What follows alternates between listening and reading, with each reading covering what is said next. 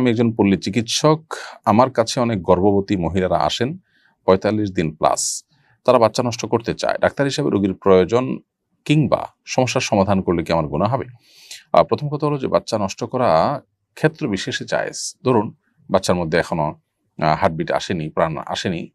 এর মধ্যে আ বাচ্চার জন্ম যদি হয়, বাচ্চা যদি মায়ের গর্ভে স্থির হয় এবং যথাযথভাবে জন্ম নেয়, তাহলে সেক্ষেত্রে বাচ্চা কিংবা মায়ের জীবনের হুমকি আছে। এরকম পরিস্থিতি যদি তৈরি হয়, তাহলে সেই ক্ষেত্রে সেই পরিস্থিতিতে আপনার বাচ্চা নষ্ট করাকে উলামা কেরাম জায়েজ বলেছেন, মা বা মায়ের জীবনকে রক্ষা করবার জন্য বিশেষ করে। আর যদি এই টাইমটা পার হয়ে থাকে, হার্টবিট চলে আসে, প্রাণ সঞ্চারিত হয়ে যায় শিশুর মধ্যে, তাহলে সেক্ষেত্রে এটাকে উলামা কেরাম নাজায়েজ বলেন। তো খোলাসা কথা হলো, যদি গর্ভবতী মহিলাদের গর্ভপাতের যে ইস্যুটা, এটা যদি জায়েজের মধ্যে পড়ে তাহলে আপনি করতে পারেন। আর যদি নাজায়েজের মধ্যে পড়ে তাহলে সেটা আপনার জন্য করা জায়েজ হবে না।